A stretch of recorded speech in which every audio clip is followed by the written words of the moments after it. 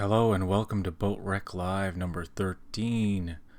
This is my review of Star Trek Picard Episode 9, Et in Arcadia Ego Part 1. This is a recap and review, and of course, this will contain spoilers. So the episode opens with Gerardi under a table. She's really scared because the ship is shaking. I don't really care for any scenes with Gerardi and how she's smiling and how they're all friendly with her now. I'm kind of sick of seeing her. It's really stupid that they don't incarcerate her. So anyway, La Serena travels through the warp conduit and arrives in the Gulian system. It's the fourth planet. It's about 25 light years away from their previous position. Gerardi shows up on the bridge and asks if she's still under arrest. But we had a change in plan, and we don't care what you did, basically. They're just really cool with her now, and I hate that. So Soji mentions that the planet is called Capellius. Then Narek shows up, and he's defeated, but Picard insists that he be beamed aboard against Soji's objection. But anyway, they don't get a chance to beam him out. The Borg cube shows up, and then 5 giant orchids emerge from the planet and envelop the La Serena. La Sirena. And the cube and Narek's ship, and they bring them down to the planet. And then there's a bizarre scene where Picard's consciousness is seemingly taken over by someone, and it says, "Thank you for coming, everyone."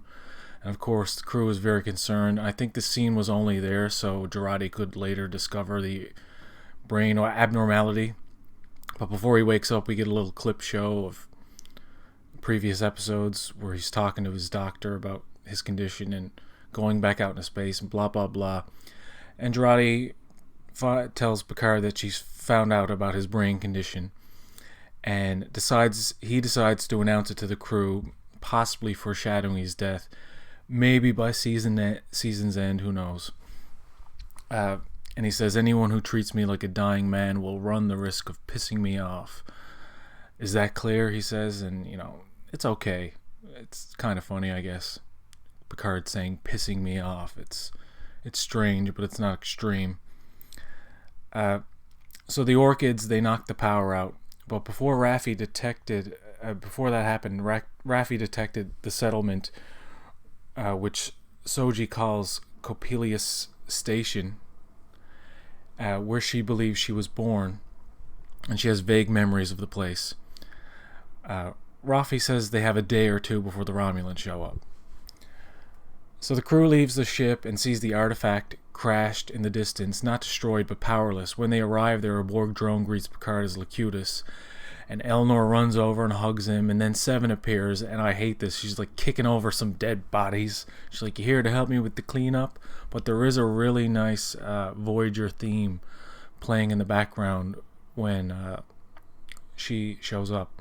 I'll give this show one thing, man. It has a great score throughout. I mean, the musical cues are always pretty much on point. Picard and Seven, they walk and talk, and there's a really perplexing line that I can't get my head around. Picard says, "Poor Hugh, it must have taken appalling brutality to turn such a gentle soul to violence." And I'm confused as to what this means. And Seven has no verbal reaction to this. She kind of just nods.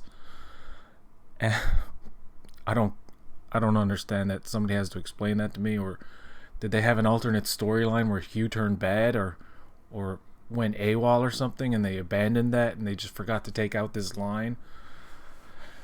I don't know what he's referring to there.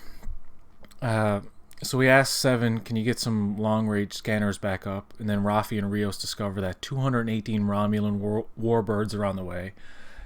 Before Picard and his crew leave the cube, he says goodbye to Elnor again. It's very sad, but at this point I don't care about Elnor. He's kind of a useless character. He's kind of just shoved in there to run around the Borg cube for a couple of days and not get captured somehow. But anyway, they arrive. Oh yeah, he was there. He had to stay alive to summon Seven, who her part in this I don't understand yet. Perhaps that'll be explained, and maybe her presence will have, and the cube, their presence will have some meaning. besides being a tool to detect that there are Romulan warbirds on the way. I don't know. So she's gone. Seven is no longer in the episode. She might be in part 2. Who knows? They arrive at the settlement where they meet a bunch of synths. Soji is greeted by... what's her name? Her name escapes me. But she... Arcana? Yeah, Arcana. She's a data-looking android with the same type of skin and eyes.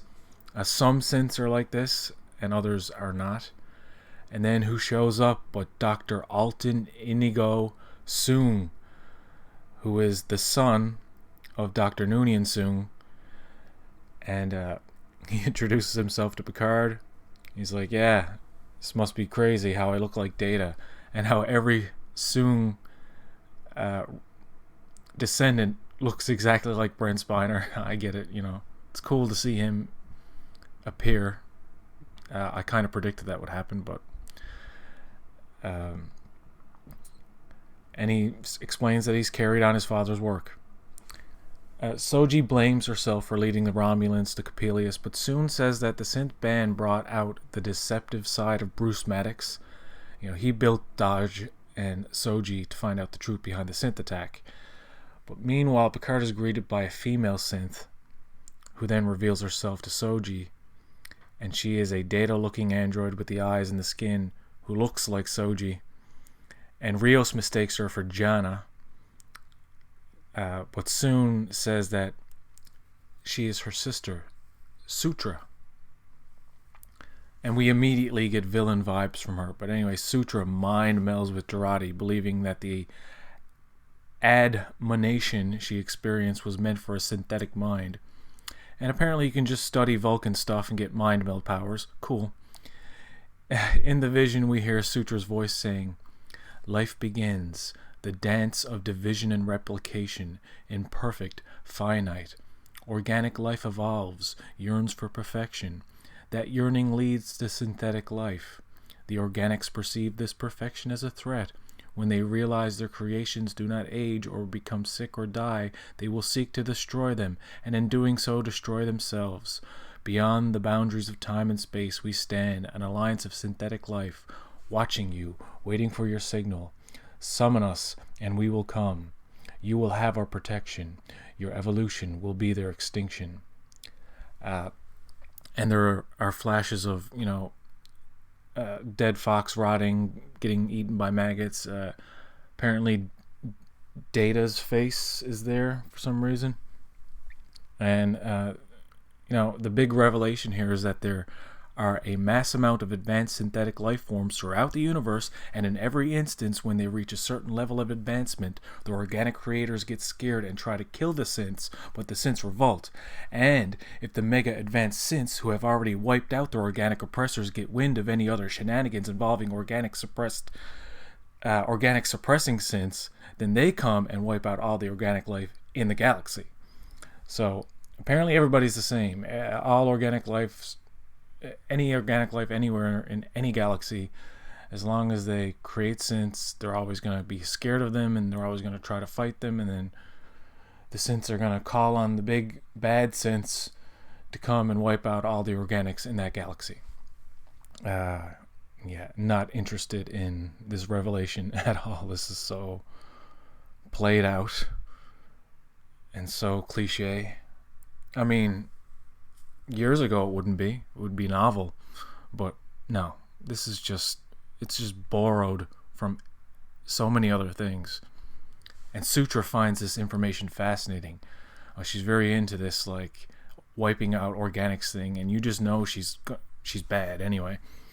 Next is a scene where Soon scolds Gerardi for killing Bruce. He reveals a synthetic golem, something he can transfer his mind into before he dies, and he needs Gerardi's help with that because he's good at creating the bodies, but he hasn't cracked mind transfer yet. And this is a callback to the Schizoid Man, which is actually one of the first episodes of TNG I ever watched. I had it on VHS, so I watched that episode a lot.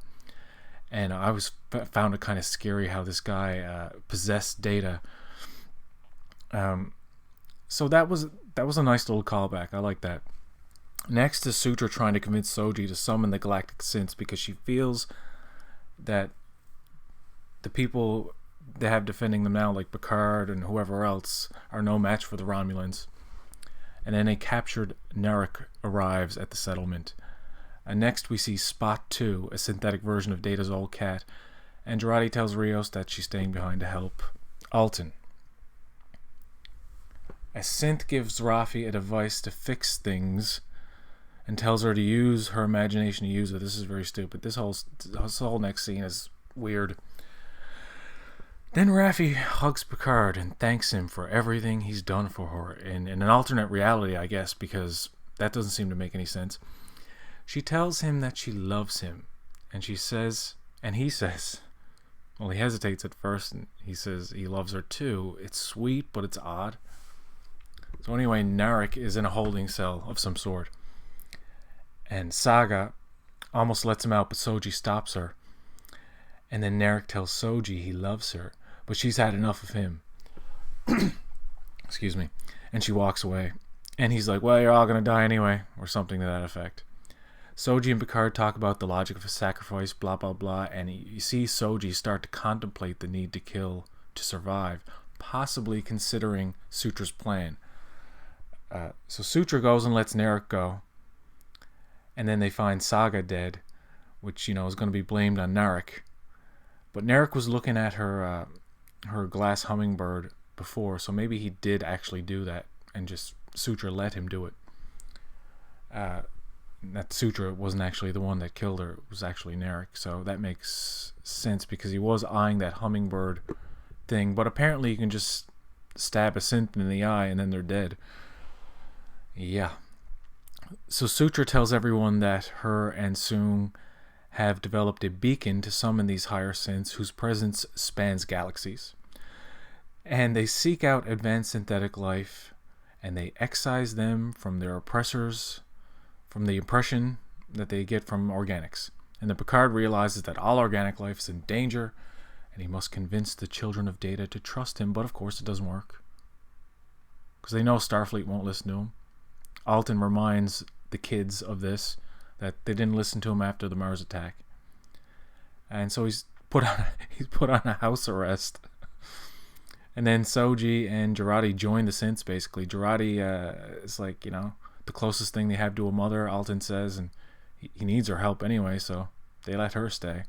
And they're probably going to become transhumans anyway. They're probably going to end up transferring their bodies into synths and becoming synths by the end anyway. I don't know if they have enough time for that, but anyway, the last shot is on a Romulan ship. It's O, and she's leading the Romulan armada to the planet. There's going to be some kind of big battle at the end, and it's going to be interesting to find out what happens. But at this point, another thing. They talk about the death of Bruce quite a bit in this episode, and they question, was it necessary? And was it? Why did he need to die? I still don't understand that. But Soji pretty much boils it down to, we kill because of fear. Everything's nihilistic, and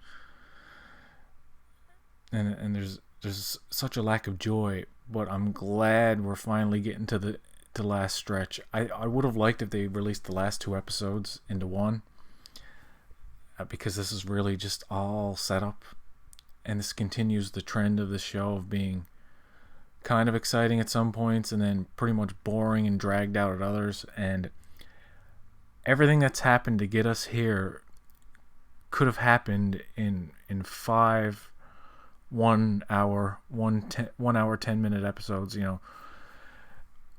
This easily could have been a lot tighter, and I don't understand the purpose of Elnor yet, and the purpose of Seven. Hopefully they'll play a role. I don't understand that line about Hugh. Let me just go back and read that again, because this is the strangest thing in the whole episode that boggles my mind. Poor Hugh. It must have taken appalling brutality to turn such a gentle soul to violence. So he's saying that Hugh turned to violence. When did this happen? So there's something wrong there. I don't know. So anyway, I'm looking forward to my discussion with Starfleet Boy later today to get more in depth about this. I'm finding I'm looking forward to Discovery now, and the show's making me appreciate Discovery because at least there's some kind of urgency. And I know there's probably a little too much urgency in Discovery, and there's a little too much camera movement and lens flare. And the best thing about an episode like this is when they're outside and they're not necessarily in a ship where there's glaring lights shining at you every 2 seconds. That I do appreciate, like the outdoor scenes, the society that the synths live in. It's pretty much what I pictured in my mind, and I kind of like that because it's not overly complicated. It's just like they're all the children of Data. I still don't understand this thing where they cloned all of these androids from one neuron, and they kind of have memories of Data, maybe, or because that one Saga recognizes Picard. So I don't know if they researched these people before, or they know about Data, or what they know. Do they have his memories? It's kind of unclear. So anyway, yeah. Thank you for listening, and live long and prosper.